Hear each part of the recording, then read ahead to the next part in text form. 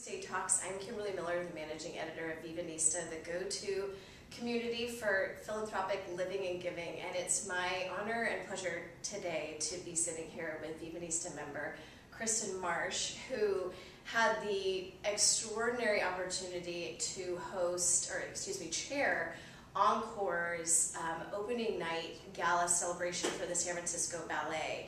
And for those of you who aren't already familiar, San Francisco Ballet celebrated its 77th anniversary this year, which was dubbed the Silver Celebration. But Kristen is going to tell us a little bit today about the event and what it meant to chair the event for her. And for those of you who don't know, she's also going to share a little bit about ENCORE, what ENCORE is and what it means to the San Francisco Ballet, so that all of you can better understand her role. So without further ado, thank you for being here. Thank you very much. And I'm going to begin with the question of what inspired you to chair ENCORE's festivities for this year's San Francisco Ballet Opening Night Gala. The Opening Night Gala is the ballet's biggest fundraiser of the year, so it's obviously a huge deal for the ballet, and as one of the 3 volunteer organizations that support San Francisco Ballet, we're very honored to be able to participate. For the last 2 years, we've done a joint event with the Auxiliary, which is one of the other volunteer organizations with San Francisco Ballet. So we've been very blessed to be able to be in City Hall and to be able to have our dinner on the mezzanine level, overlooking the fabulous rotunda below. So it makes it quite a special event. I was involved last year on the gala committee, and it was just so fun. It's such a great committee to be on. You have the event and you're focused, and it takes a lot of people, so I was very honored to be able to chair it this year. And tell us why the ballet? Obviously San Francisco has symphony, opera, and ballet, and sometimes we have women who are involved in all 3, some just align themselves with one specifically. So what made you choose the ballet? I love going to the ballet. I started going about 4 years ago with a good friend of mine, Erin Glenn, who chaired last year's gala, and just kind of fell in love with it. I love the music and the dance together. Not to say I don't love the symphony and the opera as well, but I have chosen it's the ballet. It's the perfect marriage of the two. That's how I feel. And if you had, given your experience in chairing the ENCORE celebration, if you had it to do over again, obviously we learned so much in the coordination and production execution of events. Is there one thing that you would have done differently? And certainly you may have felt that it was seamless and smooth, but having been in the events industry, I know there's always that one, maybe 20 things you would have done differently, but was there one that kind of stood out that maybe was just one of those challenging obstacles? Or because of the timing of the event, being middle of January or a little bit towards the end of January, a majority of our planning falls right at the holidays, Thanksgiving and Christmas. So I wish that I had, one of my kind of regrets or sorries is that I didn't organize more meetings with the group or the entire group as a whole that was working on the gala. I think anytime you have more of a collaborative process, you do get more out of it. Unfortunately, just because of the holidays and because of the scheduling, we weren't able to have more group meetings, but I do wish that we could have had a little bit more collaborative work all together with the entire committee. For you personally, what was the wow factor that night? So for me, it was really when Dick Barker, who's the chairman of the Board of Trustees, thanked ENCORE and thanked me personally, and you could hear the applause and encouragement from a majority of our members sit upstairs in the dress circle. I was actually down in the orchestra, so when I heard their applause, and that's so great. It was quite special. My mom turned to me and was, "I'm gonna cry." I was like, "I'm already crying." So it was very kind of them to acknowledge me in that way.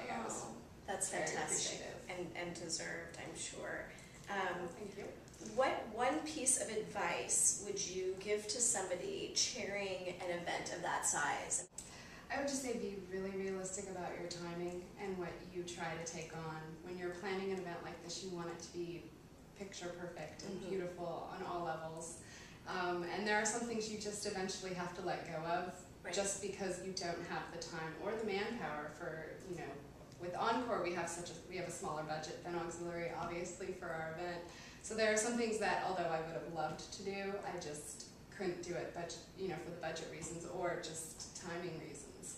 So, when those things happen, you really do just have to say, okay, that's the one thing that can go, and move on, and keep plodding along.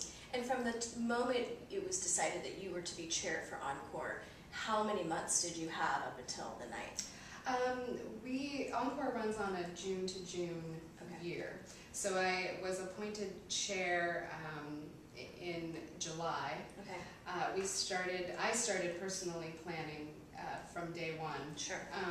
But really getting going in September was really when we started to get moving on the invitation and those kinds of little detailed items.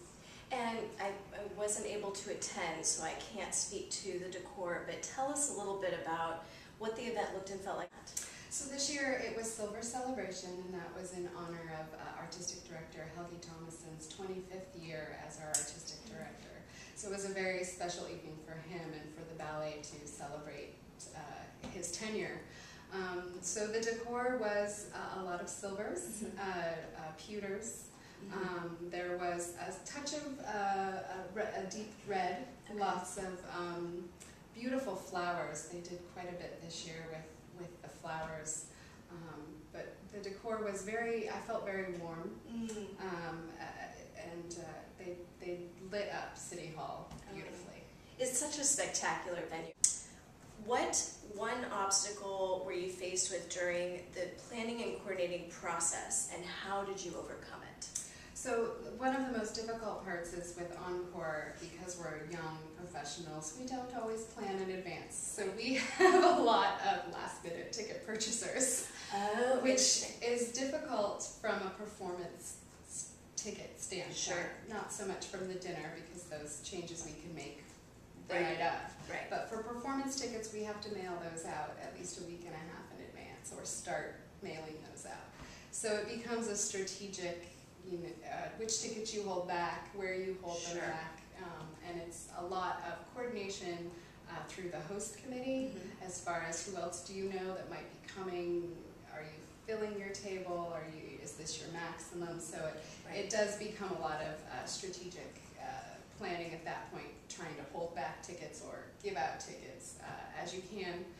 This year the ballet was amazing in providing me with a specific go-to person at the ballet to help me with the performance ticketing, printing them, getting them mailed out, having the ones that didn't get mailed out available at check-in. Sure.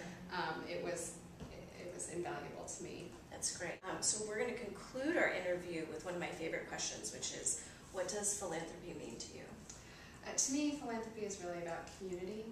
I feel that for whatever reason in our society today, people often complain that we lack a feeling or a sense of community. When you're involved in philanthropic events, whatever they may be, you do form a community with the people that you're working with. Sure. Organizations like Encore, or any number of organizations in the city, provide a little bit of a sense of community for people, and I just think it's so important to have that, when you're connecting with other people, is I think when you really kind of learn the most about yourself. Sure. So for me, the philanthropic spirit is really about the community. I love that, and obviously that's our tag at Vivanista.com. We are the online community for philanthropic living and giving. Kristen, I can't thank you enough for joining us today. It's been such a pleasure talking to you about Encore's Silver Celebration for the San Francisco Ballet. And thank you so much to all of you for tuning in. I'm Kimberly Miller, Managing Editor of Vivanista, and we'll see you next time.